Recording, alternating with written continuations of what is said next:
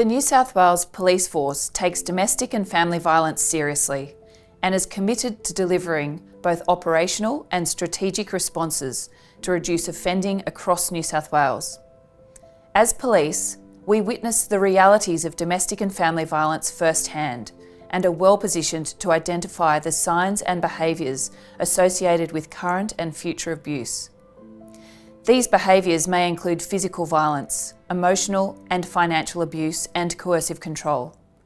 Importantly, domestic and family violence affects not only adults, but also children and young people who may experience abuse perpetrated upon them or witness abuse in the home.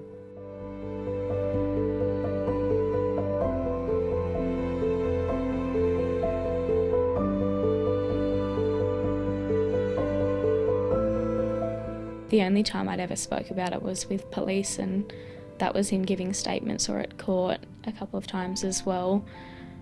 Even my family and I, we didn't speak about it, we kind of accepted it as the norm. And it was like we were always walking on eggshells and never knowing what to say or if they would say it to him, and you just never knew how to protect yourself. I think domestic violence is much more than physical abuse as well. He never needed to put a hand or lay a finger on my sister or I. He cut much deeper with these words. The physical, I suppose, wounds and bruises, they all heal, but what he's said to us and done to us mentally never will go away. And even he'd used my mum, like my whole heart, against me. It's tough, although the violence ended years ago and I hadn't seen my father for many years.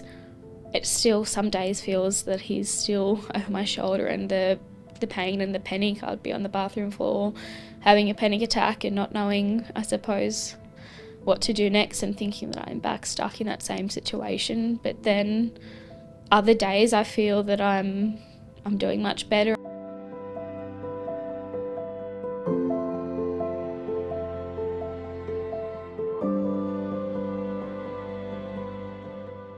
Domestic and family violence is not unique to a particular part of the community or demographic or age group or culture.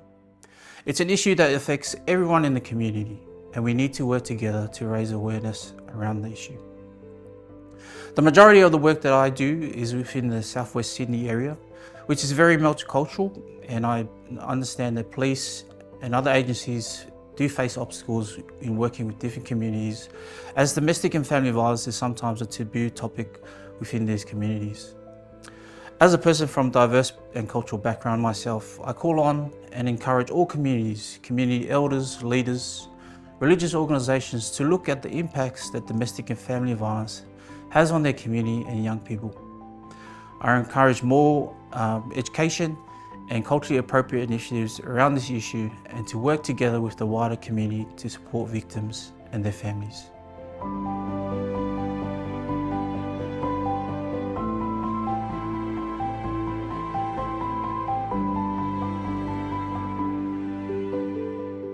Whether it's the group chat and someone talking about what they're going to do and how they're going to do it and carrying on like that. Sometimes it's actually banter that you just know just keeps crossing the line and keeps escalating. And I think in those instances, like, violence hasn't occurred in terms of physical, but I think we know that some of this stuff can be escalating in that direction. If you're aware of that, if that's your sense, I think that's when we need to get our friends, be a good mate, and say, hey, this person here, they're on a bit of a warpath. They're not showing up too well tonight. And do you actually have to create distance? Do you have to actually take proactive action before it escalates to keep them safe?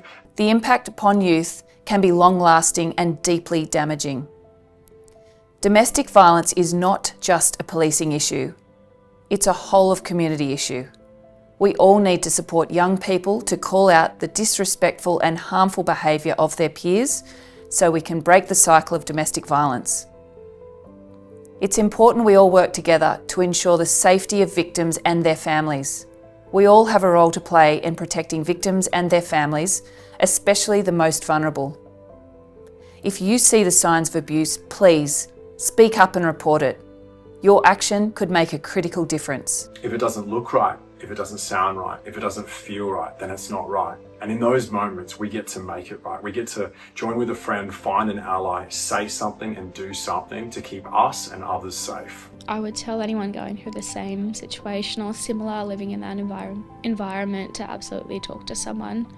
That there's power in talking and telling your story as well. It's only going to help you and get things off your chest as well. You're more supported if you were to do that. And the pride, or you're not protecting yourself or anyone else.